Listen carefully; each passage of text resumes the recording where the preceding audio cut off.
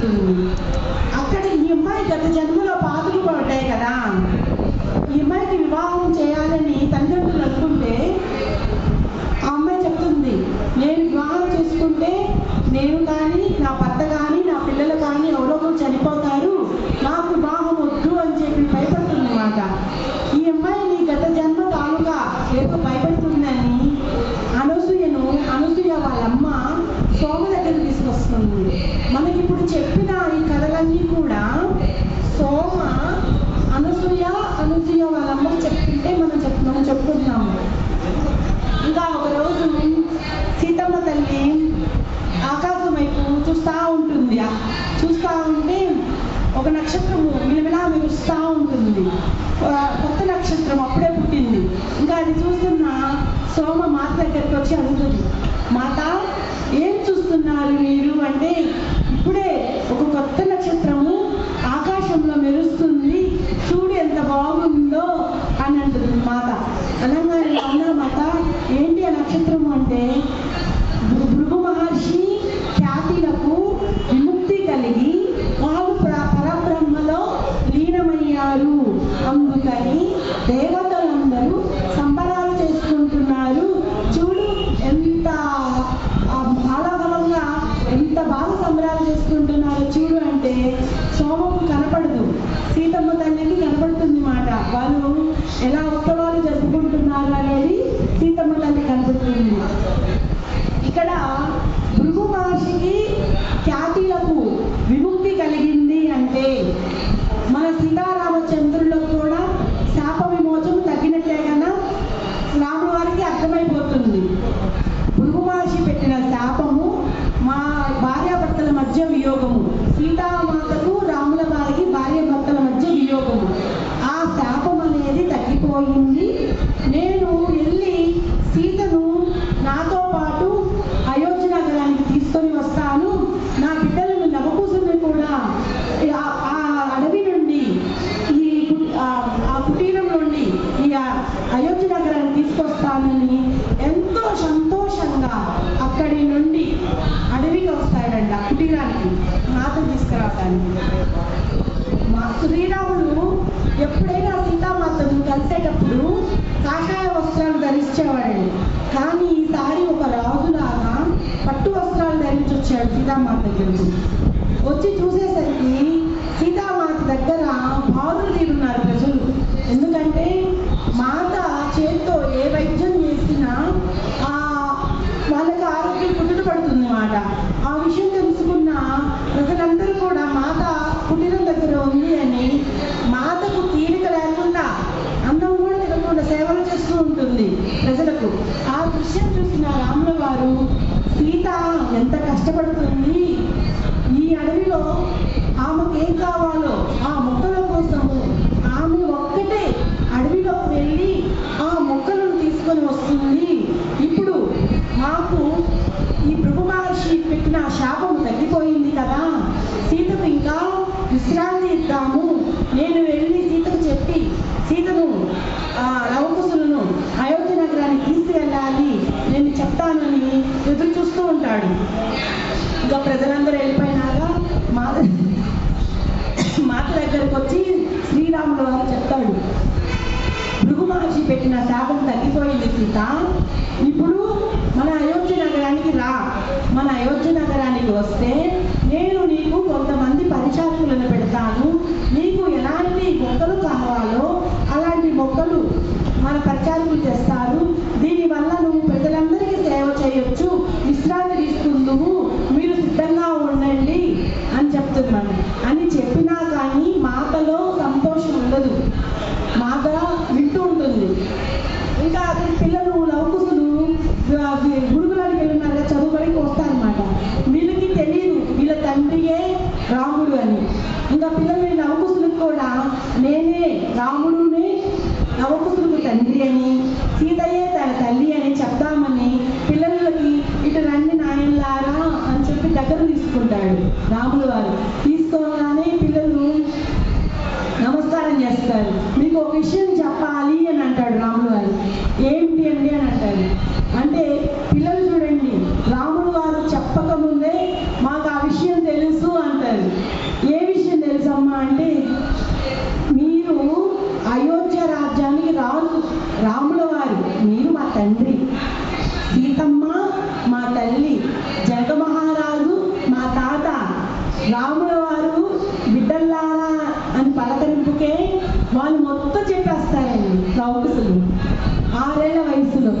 అప్పుడు రాముల వారు అడుగుతారు, నేను మీ తండ్రినని నేను మీకు చెప్పలేదు, సీత కూడా చెప్పలేదు, మరి మీకు ఎలా తెలిసింది నాయన అని అడిగితే పిల్లలు లవకుశులు చెప్తారు, మా అమ్మ సీతమ్మ నిద్రపోయేటప్పుడు మాకు రోజు ఒక ఋషి కథను చెప్తుంది. ఆ ఋషి కథలలో మా తండ్రి గారైనా జనక మహారాజు అంటుంది. అంటే మాకు జనక మహారాజు తాతే కదా. మళ్ళీ గౌతమ ఋషి వాళ్ళ భార్య అహల్య రాయిగా మారితే మీ నాన్నగారు బొటనవేలు తగలగానే మనిషిగా మారిందని చెప్తుంది. అంటే మా నాన్న రాముడే, మాకు చెప్పాల్సిన అవసరం ఏముంది, మమ్మీ చెప్పేసింది కథల్లో అని చెప్తారన్నమాట. ఆ మాటలకు నిజంగా రాముల వారు సంతోషించి బాగా హత్తుకుంటాడు. అయితే ఇన్ని రోజులు నేను వస్తూ పోతున్నా, మిమ్మల్ని చూస్తూనే ఉన్నా, మిమ్మల్ని పలకరిస్తూనే ఉన్నా, మీకు ఏం కావాలన్నీ చూసుకుంటున్నా, మరి మీరు ఎప్పుడు నా దగ్గరికి వచ్చి నానా అని హత్తుకోలేదేంటమ్మా అని రాముల వారు లవకుశులు అడుగుతారండి. అడిగితే లవకుశులు చెప్తారు, మేము మా తల్లిదండ్రులను ప్రశ్నించదలుచుకోలేదు, వాళ్ళు ఏది చేసినా మా మంచికే, మేము వేలెత్తి చూపము మా తల్లిదండ్రులను అని ఆ లవకుశులు చెప్పంగానే అసలు రాములు గారు అంటారు, నిజమే కదా, అసలు అదే క్షత్రియ విద్యను నేర్చుకొని ఆ అయోధ్య రాజ్యంలో ఉంటే పిల్లలు ఇలా ఉండేవాళ్ళు కాదు, ఇక్కడ ఈ కుటీరంలో ఉండటం వల్ల, ఈ ఋషుల మధ్య సాంగత్యంలో ఉండటం వల్ల ఎంత గొప్పగా ఆలోచించారు ఈ పిల్లలు అని చెప్పి రాములు వారు గట్టిగా హత్తుకుంటారు. నాయన, మా ఇద్దరి మధ్య ఉన్న శాపం తగ్గిపోయిందిలే, మిమ్మల్ని నేను అయోధ్య నగరానికి తీసుకెళ్తాను అంటే ఇంకా అక్కడి నుంచి వాళ్ళు కూడా ఆడుకోవడానికి బయటికి వెళ్ళిపోతారు. బయటికి వెళ్ళిపోగానే మన సీతమ్మ తల్లికి రాముల వారు అయోధ్య నగరానికి వెళ్తూ గుర్తు చేస్తాడు, నేను మళ్ళీ వస్తా, మిమ్మల్ని మన యొక్క రాజ్యానికి తీసుకెళ్ళడానికి మీరు సిద్ధంగా ఉండండి అని రాముల వారు చెప్పి అక్కడి నుంచి అయోధ్య నగరానికి వెళ్తారు. అన్నమాట. వెళ్ళినాక పిల్లలు బాగా ఆడుకుంటారు. వచ్చారండి అన్నం పెట్టి మాత ఎవరో మనుషులు తను చెప్పి నిద్రపుచ్చుతుంది. కానీ ఇక్కడ సంతోషపడాలి కదా సీతమ్మ, అయోధ్య నగరానికి వెళ్ళాలి అంటే సీతమ్మలో సంతోషం లేదు. సంతోషం లేకపోసరికి సోమ గమనిస్తుంది, మాత మనల్ని రాములు వారు వచ్చి సామాన్లన్నీ సర్దుకొని సిద్ధంగా ఉండమన్నారు, మనల్ని అయోధ్య రాజ్యానికి తీసుకొని వెళ్తాను అన్నారు, నీలో ఆ సంతోషం లేదేంటి అని చెప్పి అడుగుతుంది. మాట చెప్తుందండి సీతమ్మ, నాకు ఉన్న ఒక్కగానొక కోరిక, అది చివరి కోరిక అంటుంది.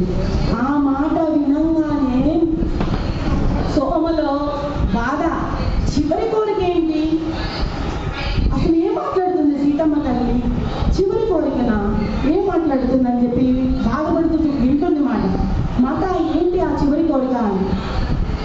నేను ఆ రావణాసురుని లంకలో ఉన్నప్పుడు నాకు నా భౌతిక దేహానికి సహాయంగా ఆ చెట్టు మీద ఆ తెల్లని పక్షి రూపంలో పార్వతీ మాత నాకు సహాయం చేసింది, నన్ను ఎల్లవేళలా రక్షించింది. మరి నాకు ఇప్పుడు మహాదేవుని కూడా అలా భౌతికంగా చూడాలి అని కోరిక, అదే నా చివరి కోరిక అంటుంది. ఆ మాటలకు సోమకు కళ్ళంత నీరండి, ఇది చివరి కోరిక ఏంటి మాత అని. ఇంకా పిల్లల్ని కూడా ఒకరోజు బయటికి తీసుకొచ్చి తన 2 చేతులతో పిల్లల్ని బయటికి తీసుకొచ్చి ఆకాశం వైపు చూపిస్తూ, లవా కుష, నేను లేనప్పుడు మీరు ఆకాశంలో వెలుగుతున్న ఆ నక్షత్రాలను చూస్తే మీకు ఏదైనా సమాధానం కావాలి అంటే ఆ నక్షత్రాల నుంచి మీకు సమాధానం ఇస్తాను అంటుంది. అనగానే పిల్లలు ఇద్దరు ఏడుస్తారు. అమ్మా, ఇప్పుడు నువ్వు నా దగ్గరే ఉన్నావు కదా, నువ్వు లేకపోవడం ఏంటి? ఈ ప్రశ్నే మాకు బాధగా ఉందమ్మా, మీరు ఇలా మాట్లాడద్దు అని అంటారు. ఇప్పుడు నేను మీ దగ్గర ఉన్నానమ్మా, ఇప్పుడు సమస్య ఇప్పుడు సమస్య కాదు, ఎప్పుడైనా మీరు రాజ్యం వెళ్తుంటారు చూడు, అప్పుడు సంగతి అంటారు. మేము రాజ్యం ఏదైనప్పుడైనా కానీ మీరు నా పక్కనే ఉంటారు మాత, ఎందుకు మీరు ఇలా మాట్లాడుతున్నారు అని చెప్పి అలా అవకుసులు బోరుగా ఏడుస్తారు అన్నమాట. సీతమ్మ తల్లి చెప్తుంది, అలా కాదు నాయన, నక్షత్రాలు మన మీద ప్రేమను కురిపిస్తాయి. ఆ నక్షత్రాలను చూస్తే మనకు చాలా ఆనందంగా ఉంటుంది. ఎప్పుడైనా మీకు సమస్య వచ్చింది అంటే ఆ ఆకాశంలోని నక్షత్రాలను చూస్తే ఆ నక్షత్రాలలో నుంచి నీకు కనపడతానయ్యా అని అంటుంది. అమ్మా, నువ్వు పదే పదే నేను ఉండను అని అనమాకు, మాకు బాధగా ఉంది అంటారు పిల్లలు. సరే, వీళ్ళు ఇంకా బాధపడిపోతున్నారు, వీళ్ళకు నేను చెప్పింది అర్థం కావట్లేదు అని చెప్పి వాళ్ళని ఓదారుస్తూ లోపలికి తీసుకెళ్ళి పండుగబెడుతుంది నవకుసుల్ని. ఇదంతా కూడా సోమ వింటుంది. అదేమంటేనేమో చివరి కోరుకుంటుంది మహాదేవుని చూడడం. ఇక్కడ పిల్లలకోమో నన్ను చూడాలి అంటే నక్షత్రంలో చూడమని చెప్తుంది. ఏం మాట్లాడుతుంది సీతమ్మ తల్లి అని చెప్పి లోపల బాధపడుతూనే ఉంటుంది మన సోమ కూడా. సోమ బాధపడటం చూసి సీతమ్మ తల్లి చెప్తుంది, ఎప్పుడో జరిగే దానిని ఇప్పుడే నువ్వు ఆలోచించి బాధపడమాకు. ఈరోజు ఈ క్షణము మనము సంతోషంగా ఉండాలి. ఈ క్షణము రేపు ఏం జరుగుతుందోనని ఈ రోజే నువ్వు బాధపడకూడదు సోమ, నువ్వు ధైర్యంగా ఉండు అని సోమకు మన సీతమ్మ తల్లి చెప్తుందన్నమాట. ఇంకా కొన్నాళ్ళకు యథావిధంగానే సీతామాత అడవిలోకి వెళ్ళటం, ఔషధ గుణాలున్న మొక్కలు తీసుకురావడం, ఎవరికైనా సమస్య వచ్చింది అంటే ఒక న్యాయదేవతగా ఆ న్యాయాన్ని వాళ్ళకి అందించడం కొనసాగిస్తూ ఉంది. కానీ మాతలో ఉన్న కోరిక ఏంటండి? చివరి కోరిక మహాదేవుని కలవటం. అనుకుంటుంది మనసులో, నా యొక్క కోరిక నా పార్వతమ్మ తల్లి విని ఆ మహాదేవుడికి తెలిసి ఆ మహాదేవుడు భౌతికంగా నాకు ఆశీర్వాదం ఇస్తాడు, ఆ రోజు కోసం నేను ఎదురు చూస్తూ ఉంటాను అనగానే నిజంగానే పార్వతీమాత మహాదేవుడు ఋషుల రూపంలో వస్తున్నారనే విషయము సీతమ్మ తల్లికి తెలిసి హడావిడి చేస్తుంది కుటీరంలో. సోమకు చెప్తుంది, మనకి రోజు మన కుటీరంలో అతిథులు వస్తున్నారు, ఈ అతిథులకు మనము భోజన వసతి సదుపాయాలు చేయాలి, ఎంతో రుచికరమైన వంట వండాలి, మెత్తని దిండ్లు అన్నీ సిద్ధం చేయి సోమ అని చెప్పి హడావిడి చేస్తుంది. మధ్యాహ్నం అవుతుంది, ఎవరు రారు. సాయంత్రం అవుతుంది, ఎవరు రారు. మా మాత చెప్తుంది, వండిన పదార్థాలు చల్లబడనీయకుండా వేడిగా ఉండేటట్టు చూసుకునే బాధ్యత కూడా సోమ నీదే అని సీతమ్మ తల్లి చెప్తుంది.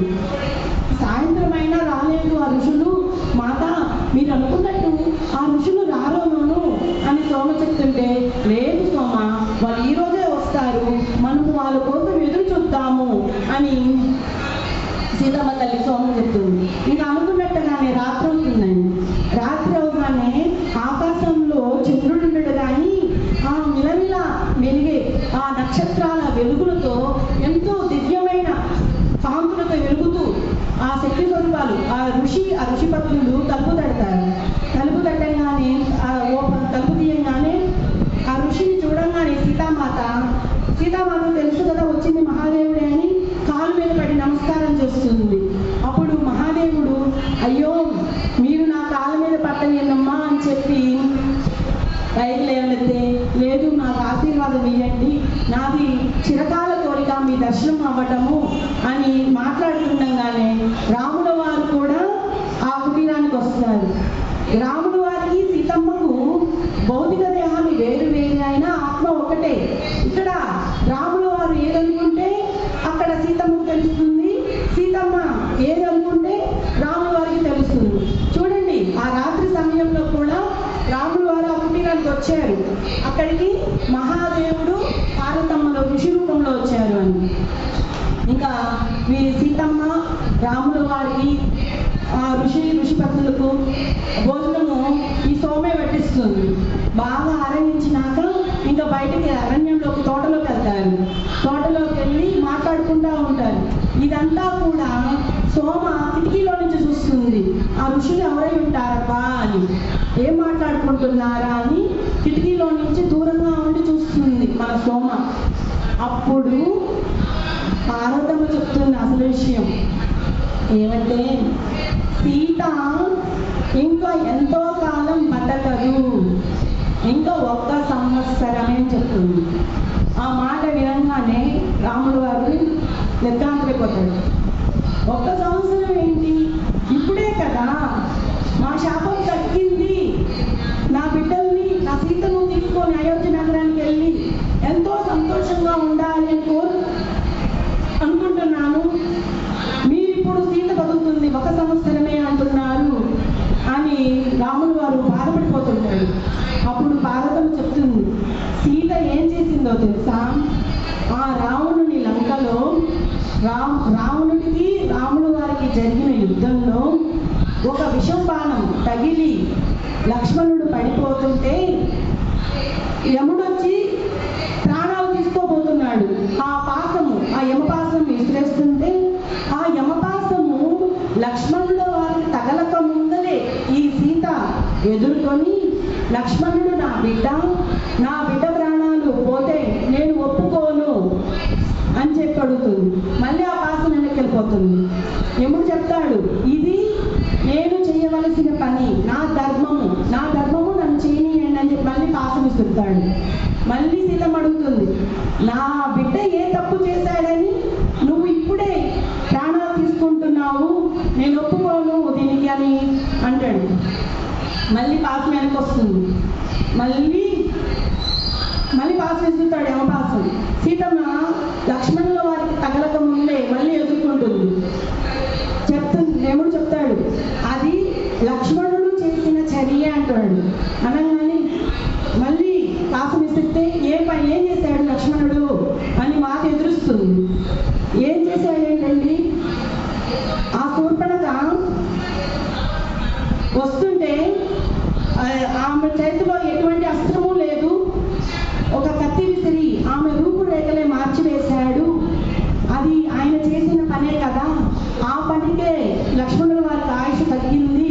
ఒక స్త్రీ పట్ల ఇంత అనుమానంగా ప్రవర్తించాడు, అందుకే ఆయనకి పరిస్థితి వచ్చింది, నా పని నన్ను చేసుకోనివ్వండి అని యమపాసం విసురుతాడు. విసరంగానే మళ్ళీ సీతమ్మ తల్లి ఎదుర్కొంటుంది. లక్ష్మణుడు ఆ రోజు ఎందుకు వచ్చాడు, నా కోసం వచ్చాడు. నన్ను ఆ శూర్పణఖ గొంతు పట్టుకొని బాగా నమ్మేస్తుంటే నా ప్రాణాలు ఎక్కడ పోతాయా అని ఆ రోజున లక్ష్మణుడు కత్తి ఇసరకపోతే ఈ రోజున నేను ప్రాణాలు ఉండను కదా, తీసుకుంటే నా ప్రాణాలు తీసుకో, లక్ష్మణుడు ప్రాణాలు తీయడానికి నేను ఒప్పుకోను అని సీతమ్మ చెప్తుంది మాట. చెప్పగానే యమధర్మరాజు అంటాడు, నేను పొద్దు నుంచి మొదలు పెట్టాను, సాయంత్రం దాకా నాకు అడ్డు తగులుతానే ఉన్నావు మాత, అసలు మీరే చెప్పండి నేనేం చేయాలో, మీరు ఏం చెప్తా చేస్తాను అని ఆ రోజున యమధర్మరాజు అడుగుతాడు. అప్పుడు సీతమ్మ తల్లి నమస్కరిస్తూ, యమధర్మరాజా, లక్ష్మణుడికి ప్రాణాల బదులు మీరు ఇంకేదైనా తీసుకోండి అని అంటుంది. ఇంకా ఆ మాటలకు సంతోషించి యమధర్మరాజు, దీనికి నేను ఒప్పందమే ఏంటంటే, లక్ష్మణుడికి ప్రాణాల బదులు మీ ఆయుష్లో సగము ఆయుష్ తీసేసుకుంటాను అని చెప్తాడు మాట. అప్పుడు ఆయన సంతోషించి లక్ష్మణుడు ప్రాణాలకు సీతమ్మలో ఉన్న సగము ఆయుష్ లక్ష్మణుడికి ఎప్పుడైతే ఇస్తుందో యమధర్మరాజు అక్కడి నుంచి వెళ్ళిపోతాడు. ఈ రోజున లక్ష్మణుడు ప్రాణాలతో బతికి ఉన్నాడు అంటే ఆ రోజున లంకలో సీతమ్మ చేసిన త్యాగము అని పార్వతమ్మ రాముడు వారికి చెప్తుంది. ఇంకా రాముడు వారికి ఏడుస్తాడు, ఇది ఇలా ఎందుకు జరుగుతుంది, నేను సీతను లంక నుంచి తీసుకొచ్చి అయోధ్య నగరానికి వచ్చినప్పుడు కూడా ఇలా లక్ష్మణుడికి ప్రాణాలు పోశాను, ఆయుష్ ఇచ్చాననే విషయం నాకు ఎప్పుడూ చెప్పలేదు అని సీత వైపు చూస్తాడు రాముడు వారు. చూడగానే సీతమ్మ నేల వైపు చూస్తూ ఉంటుంది. దాంతో ఇంకా బాధపడిపోతుంటాడు ఆయన. ఇంకా ఆమె ఉండేది ఎంత 1 సంవత్సరమే. ఇంకా ఉద్వేగంతో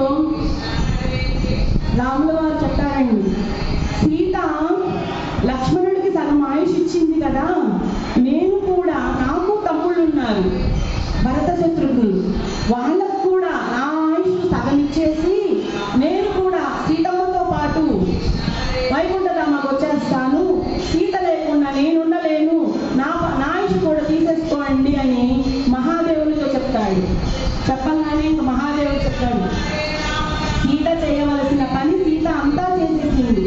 ఈ భూమాతకు చేయవలసిన పనంతా, ఈ భూమాతను ఎలా రక్షించాలో అదంతా సీత చేసేసింది. కానీ రాముడు వారు మీరు చేయాల్సింది ఇంకా ఉంది, మీరు ఇంకా నాటాలి మంచి విత్తనాలు. ఎలాంటి విత్తనాలు? స్వీయ పరిపాలన. స్వీయ పరిపాలన అంటే ప్రజలే తమ రాజును, ఒక నాయకుడు ఎన్నుకోవాలి. ఎందుకంటే క్షత్రియ రాజులలో లోపం పెరిగిపోతుంది. వాళ్ళల్లో ప్రజలను సుఖ సంతోషాలతో చూడకుండా వాళ్ళ పిల్లలే సంతోషంగా ఉండాలని, రాజ్యాలను కూడబెట్టాలి అని అనవసరంగా యుద్ధాలు చేస్తుంటారు. అప్పుడు ఎంతో యుద్ధ నష్టము, జన నష్టము జరుగుతుంది.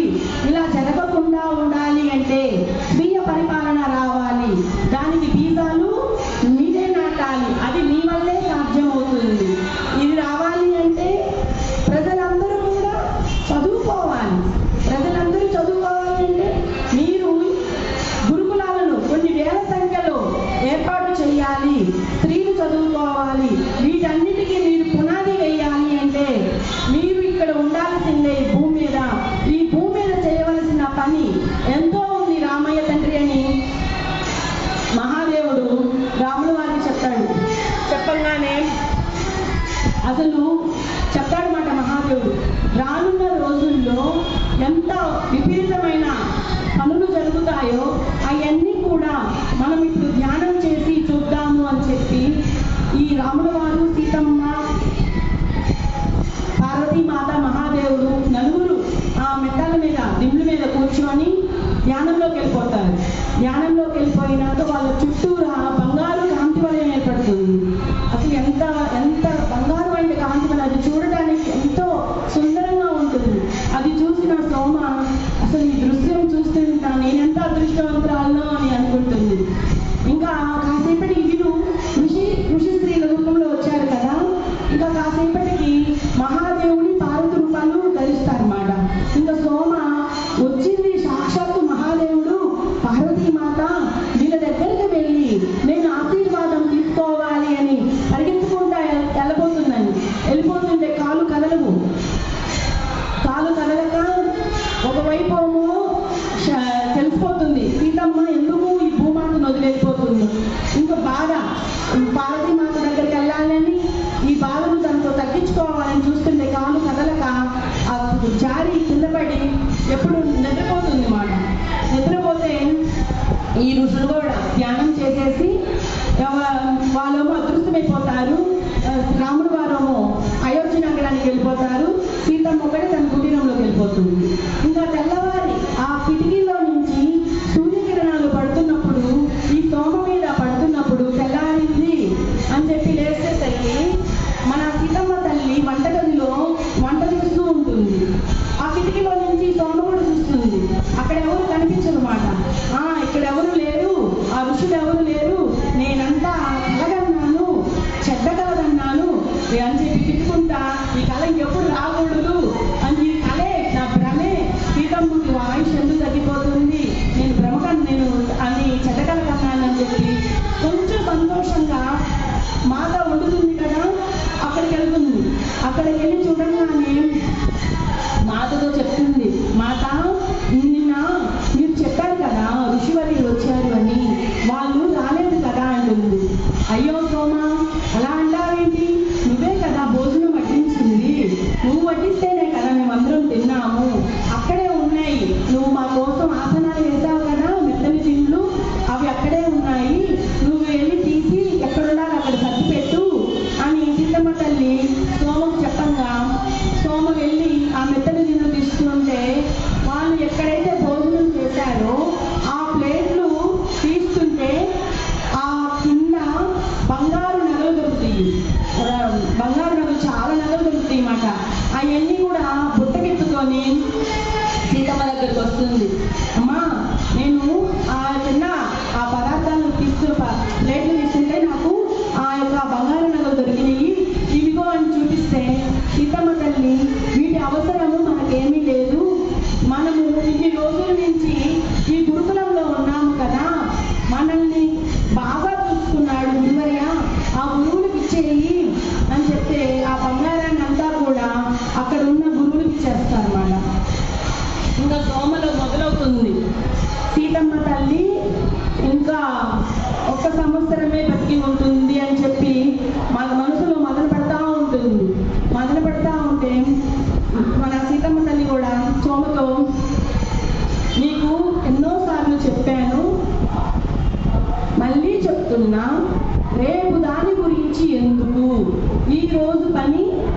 రోజే మనం ఆనందంగా ఉండాలి. ఎప్పుడో జరిగే దాని గురించి ఆలోచిస్తూ ఇప్పుడు కూడా నువ్వు దుఃఖంలో ఉంటావా సోమ? అలా ఉండమాక నాకు నువ్వే ధైర్యము. నేను నా యొక్క భౌతిక దేహాన్ని వదిలేసినా నాకు నమ్మకం, నా బిడ్డలను లౌకికలు చూసుకునేది నువ్వే, నా కోడల్ని చూసుకునేది కూడా నువ్వే, నా మనవరాలని ఎత్తుకుంటే నేను ఎత్తుకున్నట్లనే భావిస్తాను, నాకు అదే సంతోషము, నువ్వు ఇలా బాధపడమాక అని మన సీతమ్మ తల్లి సోమకు చెప్తుంది. ఇక రాముల వారు కూడా సీత ఇంకెన్నో రోజులు ఉండదు, సంవత్సరమే కదా అని చెప్పి అయోధ్య నగరానికి అక్కడ ఉండకుండా సీతమ్మ దగ్గరే ఎక్కువ సమయం కేటాయిస్తాడు అన్నమాట. ఆ మాత దగ్గరే, ఆ మాతకు ఏమి కావాలో అవి చూసుకుంటా సీత దగ్గరే ఉంటాడు. ఇంకా సీతమ్మలో కూడా ఆశ మొదలవుతుంది. అయోధ్య నగర వాసులు ఎలా ఉన్నారు, వాళ్ళందరూ క్షేమంగా ఉన్నారా, వాళ్ళని నేను చూడాలి అని మనసులో అనుకుంటుంది. అనుకోగానే హనుమంతుడికి తెలిసిపోతుంది సీతమ్మ తల్లి ఏదైనా కోరిక కోరుకుంటుందంటే హనుమంతుల వారికి ఇట్టే తెలిసిపోతుంది. సీతమ్మ తల్లికి పలానా పండు తినాలి అనిపిస్తే అవి బుట్టల కొద్దికి ఆ పళ్ళు తీసుకొచ్చి మాతకి ఇస్తుంటాడు మాట. అంత ఇష్టం మన సీతమ్మ తల్లి. ఇప్పుడు సీతమ్మ తల్లి ఏమనుకుంటుంది, అయోధ్య నగరానికి వెళ్ళాలి అని. ఇంకా హనుమంతుల వారు వచ్చి, మాత ఈ భౌతిక దేహంతో మనము అయోధ్య నగరానికి వెళ్ళాలి అంటే మీరు అలసిపోతారు, మనము ధ్యానంలో కూర్చొని ఆస్ట్రల్ ట్రావెల్ సూక్ష్మ శరీరయానం ద్వారా అయోధ్య నగరాన్ని మొత్తము సందర్శిస్తాము అని హనుమంతుల వారు మన సీతమ్మ తల్లి అయోధ్య నగరానికి వెళ్తారు. అక్కడికి వెళ్తే సీతమ్మ తల్లికి అత్యంత ఇష్టమైన నది సరయూ నది. ఆ నదమ్మ దగ్గరికి వెళ్ళి చాలాసేపు మాట్లాడి ఆ తల్లి దగ్గర ముచ్చటలాడి ఆ అయోధ్య నగరంలోని ప్రజలందరూ ఎలా ఉన్నారు అని చెప్పి ప్రజలందరినీ ఒకసారి చూసి ఇంకా ఆ నగరము ఎంతో పెద్దగా విస్తరించింది. చాలా రాములు వారు తమ ప్రజలను కన్న బిడ్డల్లాగా ఎంతో బాగా చూసుకుంటున్నాడు. అవన్నీ కూడా సీతమ్మ తల్లి చూస్తుంది. అబ్బా, రాములు వారి పరిపాలన ఎంత బాగుంది, ప్రజలందరూ కూడా రామ పరిపాలన శ్రీరామరాజ్యంలో ఎంతో ప్రజలు సంతోషంగా ఉన్నారు, నాకు ఇది ఎంతో చాలా సంతోషంగా ఉంది అని సీతమ్మ తల్లి అనుకుంటుంది. అంతేకాదు అయోధ్య రాజ్యంలో విదేశీ వ్యాపారులు కూడా వచ్చి వాళ్ళ వ్యాపారాలలో లాభాలు సంపాదిస్తున్నారు. అయోధ్య రాజ్యము చాలా గొప్పదిగా తయారు చేశాడు రాములు వారు. ఎంతో అసలు నన్ను కలవడానికి కూడా రాములు వారికి తీరికలేనంతగా ఇక్కడ జనాభా సంఖ్య పెరిగిపోయింది అని చెప్పి సీతమ్మ తల్లి అణువు చూస్తుంది రాముల వారి పరిపాలన ఎలా ఉంది అని. ఇంకా మళ్ళీ వాళ్ళ సూక్ష్మ శరీరంలో నుంచి మళ్ళీ ధ్యానంలో నుంచి వాళ్ళ భౌతిక శరీరంలోకి వచ్చేస్తారు. వచ్చినాక హనుమతో సీతమ్మ తల్లి, నాకు నిజంగా చాలా సంతోషంగా ఉంది, అయోధ్య రాజ్యంలో ప్రజలు చాలా సంతోషంగా ఉన్నారు, వాళ్ళు ఇప్పుడిప్పుడే చదువుకోవడానికి సిద్ధంగా ఉన్నారు, నాకు చాలా సంతోషంగా ఉంది హనుమ, నాకు ఇలా అయోధ్య నగరం వెళ్ళడము ఎంతో ఆనందము, ఇది నీ వల్లే సాధ్యం అయ్యింది అని హనుమంతుల వారిని పొగుడుతుంది. మాత అంతకంటేనా అని చెప్పి వాళ్ళిద్దరూ మాట్లాడుతుంటారు. అక్కడికి సోమ వస్తుంది. సోమ వచ్చి సోమతో సీతమ్మ తల్లి చెప్తుంది, ఇప్పుడు నేను అయోధ్య నగరానికి వెళ్ళాను కదా, అక్కడ నేను ఇప్పుడే పుట్టిన ఆత్మలను చూశాను. వాళ్ళు ఎవరో తెలుసా, మిథిలా రాజ్యంలో జనక మహారాజు రాజ్యంలో పనిచేసే పరిచారకులు ఆ ఆత్మలు మళ్ళీ జన్మ తీసుకొని అయోధ్య రాజ్యంలో పుట్టారు. వాళ్ళు ఎవరో నేను కనిపెట్టాను. నాకు ఇది ఎంతో ఆనందము. అసలు ఎంత ఆనందం అంటే మన తండ్రి జనక మహారాజు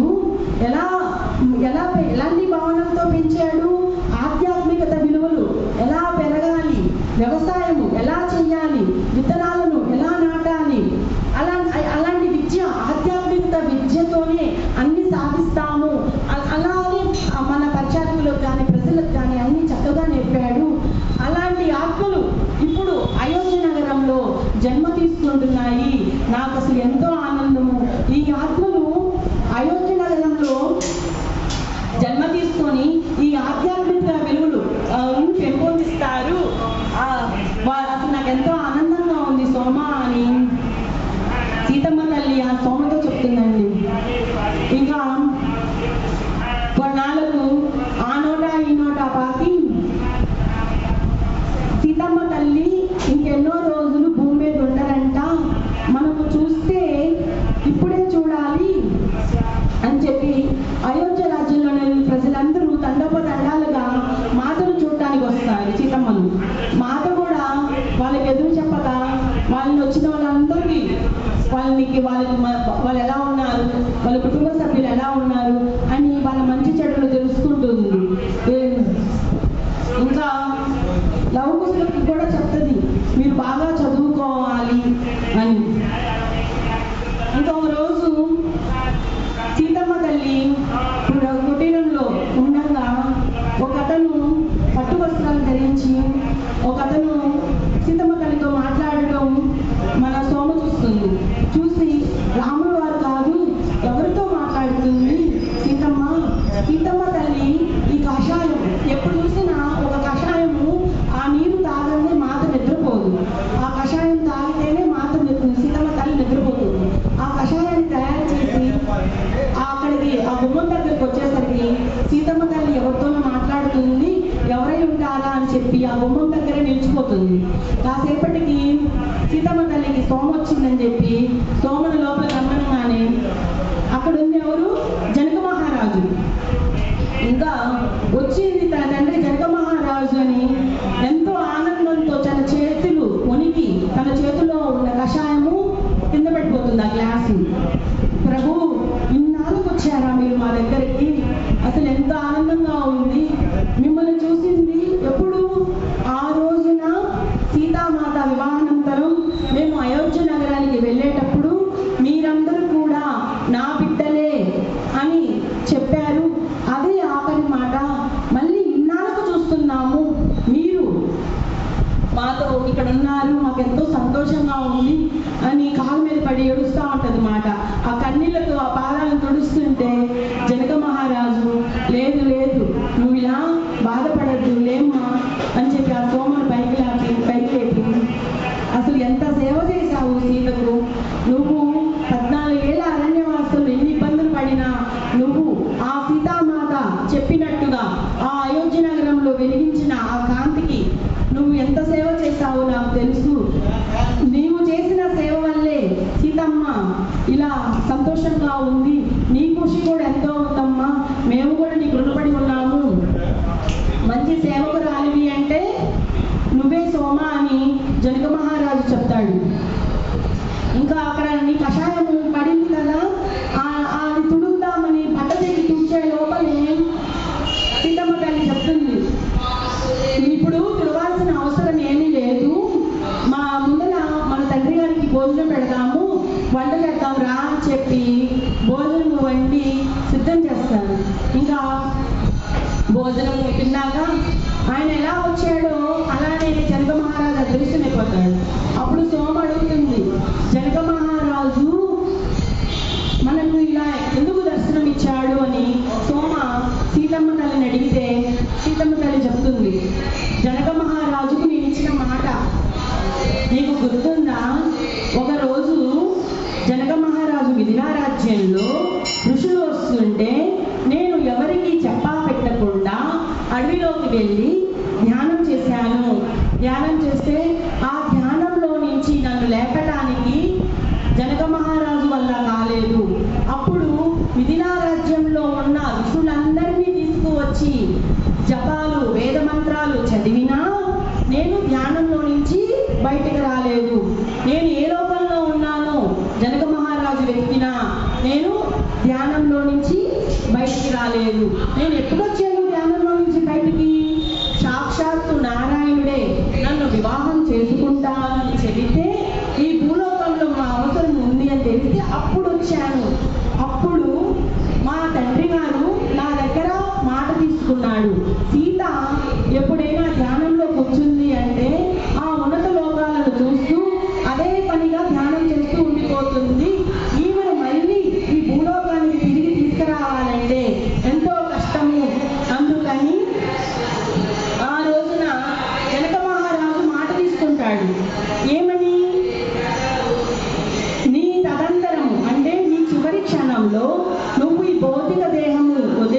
కదా, నాకు చెప్పాలి అని మాట తీసుకుంటాడు ఆ రోజున. అందుకని ఇప్పుడు జనక మహారాజు అడవిలో ధ్యానం చేస్తూనే ఉన్నాడు. అది జనక మహారాజు తెలుసు, ఆయనకి భూత భవిష్యత్తు వర్తమానాలు తెలుసు. ఆయనకు తెలుసు నేను ఇక్కడ ఉండను అని. అందుకే నా చివరి క్షణాల్లో నన్ను కలుసుకోవటానికి నా తండ్రి జనక మహారాజు వచ్చాడు అని సీతమ్మ తల్లి సోమకు చెప్తుంది. సోమలో భయం. ఇంకెన్ని రోజులు ఉన్నాయి? కొన్ని రోజులే. ఎప్పుడెప్పుడు మాత వెళ్ళిపోతుందా అని చెప్పి రాత్రంతా నిద్రపోదు. మాత మనల్ని వదిలి వెళ్ళిపోతుందోమోనని అక్కడ రోజు నిద్రపోకుండా కుటీరంలో నుంచి, సోమకు ఒక కుటీరము మాతకు ఒక కుటీరం కదా, సోమ కుటీరంలో నుంచి వచ్చి మాతని చూస్తుంటుంది.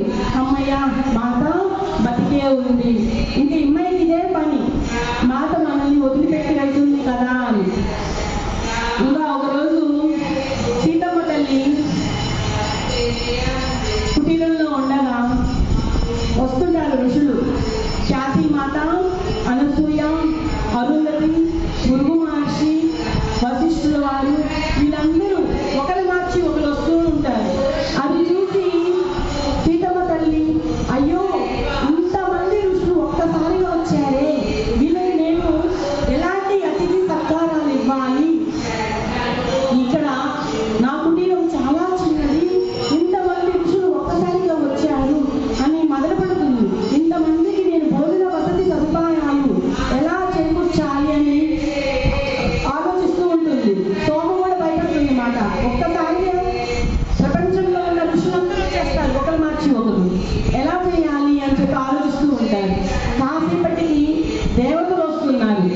ఇంద్రుడు, వానదేవుడు, అగ్నిదేవుడు, బృహస్పతి అందరూ వస్తున్నారు. ఇదేంటి దేవతలందరూ కూడా వచ్చేస్తున్నారు, మేము ఎలాంటి సత్కారాలు చేయాలి, మేము ఎలాంటి ఆతిథ్యం ఇవ్వాలి, మా కుటీరంలో సరిపోలే, ఇక్కడ అంతా కూడా సరిపోదు, అడవిలో అందరూ ప్లేసులు సర్దుకొని కూర్చుంటున్నారు. శివుడు, పార్వతి, బ్రహ్మ, సరస్వతి వీళ్ళందరూ కూడా వస్తున్నారు. ఇంకా అప్పుడు అడుగుతుంది సీతమ్మ తల్లి పార్వతమ్మను, అమ్మా ఏంటి ఒక్కసారిగా ఇంతమంది వచ్చారు? ప్రపంచంలో ఉన్న ఋషులందరూ వచ్చారు, దేవతలందరూ వచ్చారు, మీరు వచ్చారు, నక్షత్ర లోకంలో ఉన్న నక్షత్ర లోక వాసులందరూ వచ్చారు, ఏంటమ్మా ఇక్కడ ఏం జరుగుతుంది అని సీతమ్మ తల్లి పార్వతమ్మను అడుగుతుంది. అప్పుడు పార్వతమ్మ చెప్తుంది, నీకు ఈరోజు వివాహం జరుగుతుంది సీత అని. ఇప్పుడు వివాహం ఏంటి మాట? నేను ఎలాంటి దుస్తుల్లో ఉన్నాను? కాషాయ వస్త్ర దుస్తుల్లో ఉన్నాను. వివాహం అంటే పట్టు వస్త్రాలు ధరించాలి, ఆభరణాలు ధరించాలి. ఇప్పుడు వివాహం ఏంటి మాత అని అనకుండానే పార్వతీ మాత తన శక్తితో ఆమె సీతామాత అంతా ఆభరణాలు, పట్టు వస్త్రాలు ధరించి ఉంటుంది. మహాదేవుడేమో వాళ్ళను ఆసనాలకు సిద్ధం చేస్తుంటాడు మాట. వాళ్ళకి పెద్ద సభ ఏర్పాటు చేస్తుంటారు. వీళ్ళు రాములు వారు కూడా పట్టు వస్త్రాలు ధరించి పెళ్లి కొడుకులాగా వస్తుంటారు. ఇంకా పెళ్లి కొడుకులాగా రాములు వారు, పెళ్లి కూతురిలాగా సీతమ్మ తల్లి ఆసనులై కూర్చుంటే రాముల వారు చెప్తారు, సీత భూమాత కోసము ఎంతో త్యాగం చేసింది. ఎంత త్యాగం చేసింది అంటే రావణుడు సృష్టించిన భ్రమలన్నీ తిప్పికొట్టి తనకున్న శక్తినంతా ఉపయోగించి ఈ భూమండలం అంతా సస్యశ్యామలం చేసింది సీత అని అక్కడున్న ఋషులకు, దేవతలకు చెప్తారు. ఇంకా అక్కడున్న ఋషులు అందరినీ కూడా చెప్తారు. మీరు కూడా ఇక్కడికి వచ్చిన ఋషులు కూడా, అనసూయ ఎంత గొప్ప ఋషి, ఉన్నత లోకంలో ఉన్న మందాకిని నదిని ధ్యానం చేసి ఈ భూమి మీదకు తెచ్చింది అని ఒక్కొక్క ఋషి గురించి, అరుంధతమ్మ జనన మరణ చక్రాలే లేని నక్షత్ర మండలాలను ఆ నక్షత్రం సృష్టించింది, లోపాముద్ర ధ్యానముద్రలను ఆ ఉన్నత లోకంలో ఉన్న వాటిని తీసుకొచ్చింది. ఇక్కడ ఉన్న ఋషులందరూ కూడా చాలా గొప్ప వాళ్ళు, వీళ్ళందరూ కూడా భూమాత కోసం సేవ చేసిన వాళ్ళే అని చెప్పి రాముల వారు చెప్తుంటారు. ఇంకా దేవతలు, ఇంద్రుడు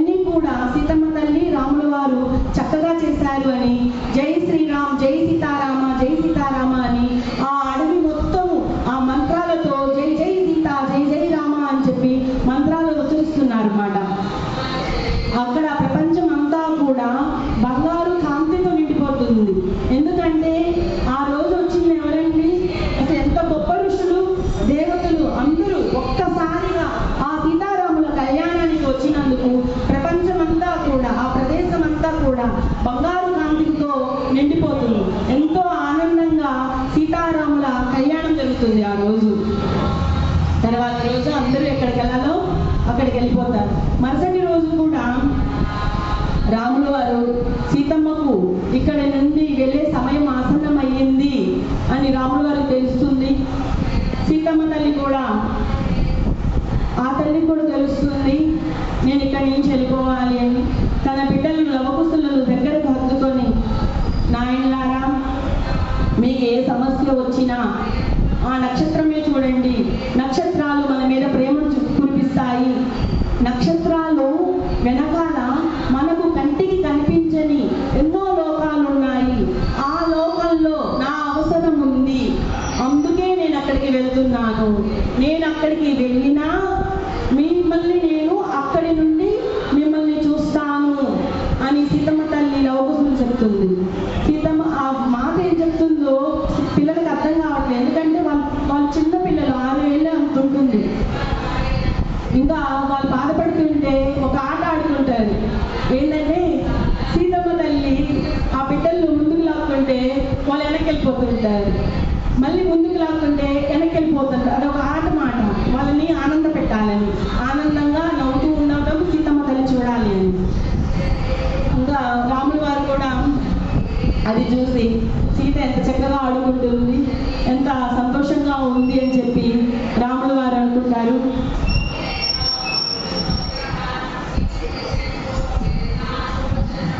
సీతమ్మ తల్లి ఇంకా ప్రాణాలు వదలాలి అన్నప్పుడు రాములు వారు వస్తారు.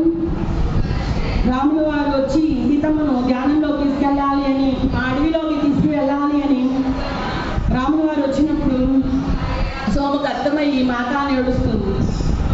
సోమకు తెలుసు ఇంకా సీతమ్మ తిరిగి రాదు అని. అక్కడే ఉన్న హనుమంతుల వారికి కూడా తెలుసు సీతమ్మ తిరిగి రాదు అని.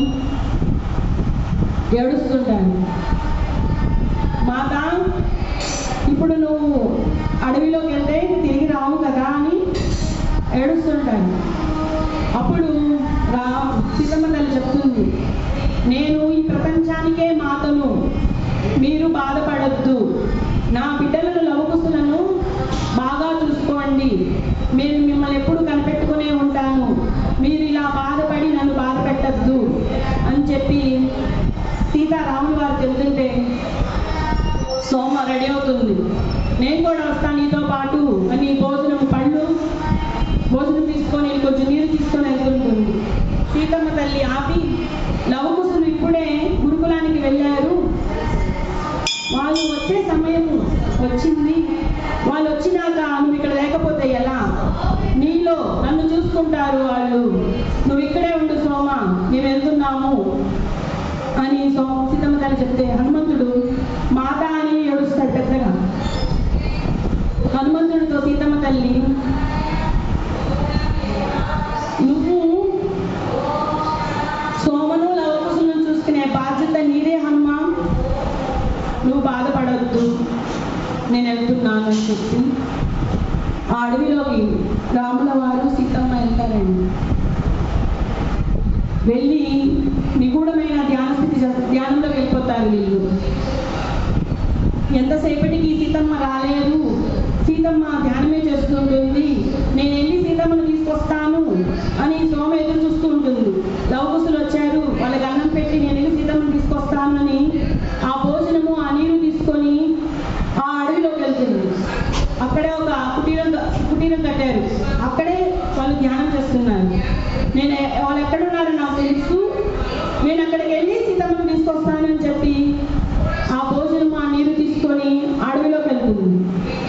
అడవిలోకి వెళ్ళగానే చూస్తుంది నిజంగానే రాముల వారు సీతమ్మ మంచి నిగూఢమైన ధ్యాన స్థితిలో ఉన్నారు. అప్పుడు అమ్మయ్య, మాత భౌతిక శరీరాన్ని వదిలి వెళ్ళలేదు, ఇక్కడే ఉంది, మాత నేను తెచ్చిన భోజనము నీరు తాగండి అని చెప్పి లేపుతుంది. లేపగానే సోమ ఇప్పుడు కూడా వచ్చావా నా కాడికి, నేనంటే ఎంత ప్రేమమ్మా నీకు అని చెప్పి ఆ నీరు తాగి మళ్ళీ ధ్యాన స్థితిలోకి వెళ్ళిపోతుంది. ఇంకా సోమ వెళ్తుండగానే ఎవరో పిలిచినట్లుగా వెనక్కి తిరిగి చూస్తుంది. వెనక్కి తిరిగి చూస్తే సీతమ్మ నుండి వచ్చిన వెలువడిన కాంతి, ఆ బంగారు కాంతి చిన్న ముక్కలుగా మొట్టమొదటి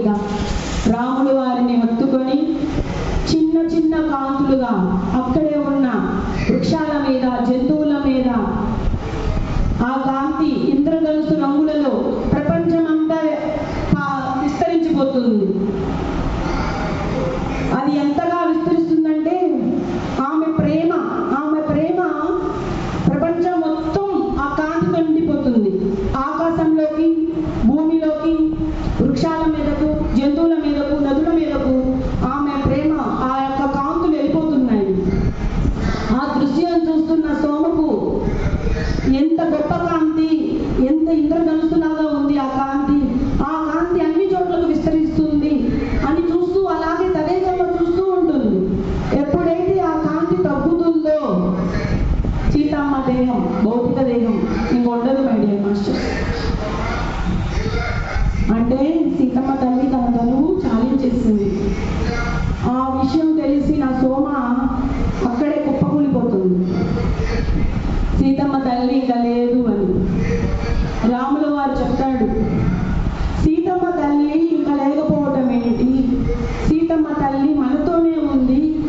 ఆమె ప్రేమ, ఆమె ఈ ప్రపంచానికే తల్లి.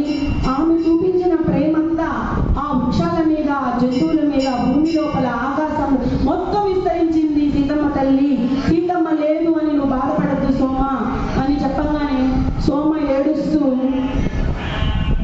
ఆ కుటీరానికి వెళ్ళి హనుమంతుల వారికి చెప్తుంది, మాత ఇంకా రాదు అని.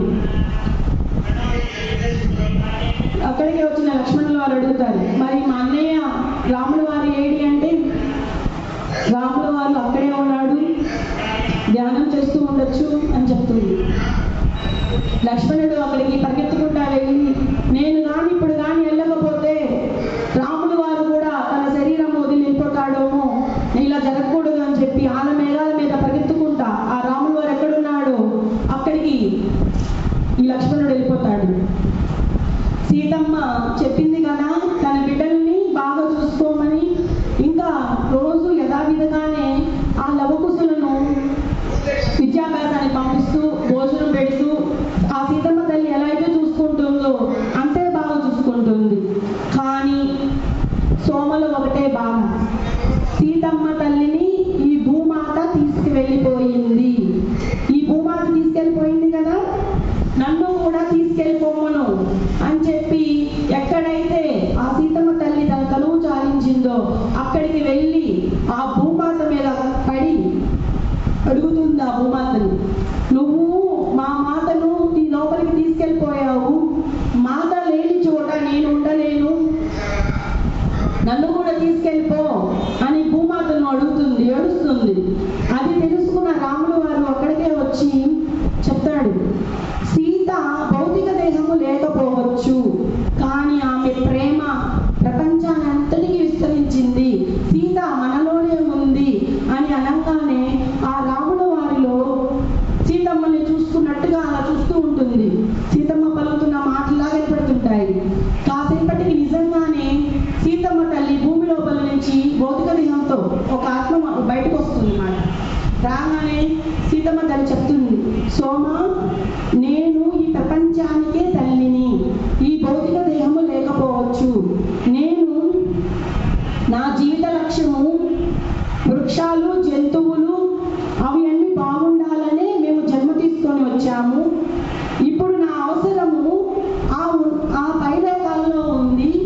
నేను ఆ పైలోకాలలో ఉండి ఇక్కడ రాముల వారు చేపట్టిన పనులలో రాముల వారికి సహాయంగా నేను అక్కడి నుండి సహాయం చేస్తాను.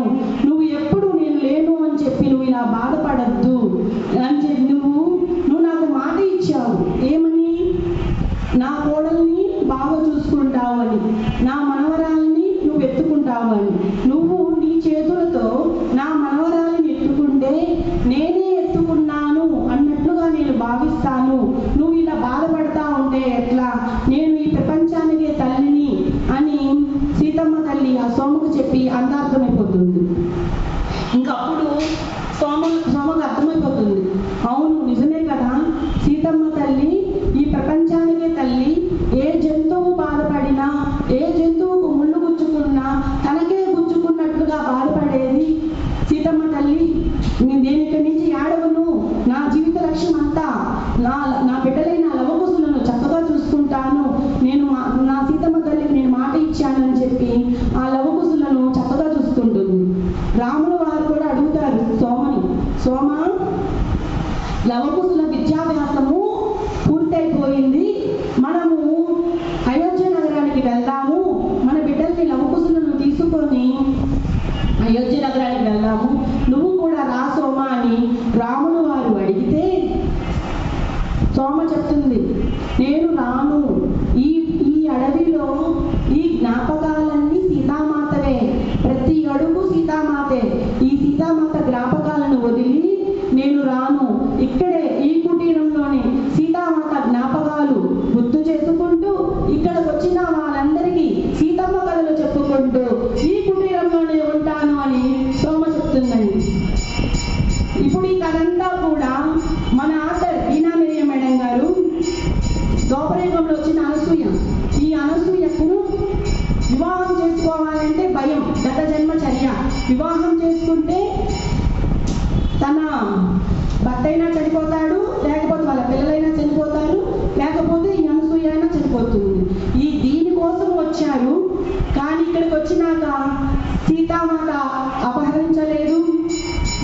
గర్భవతిగా ఉన్న సీతమ్మను రాముల వారు చాకల మాట విని అరణ్యానికి పంపలేదు.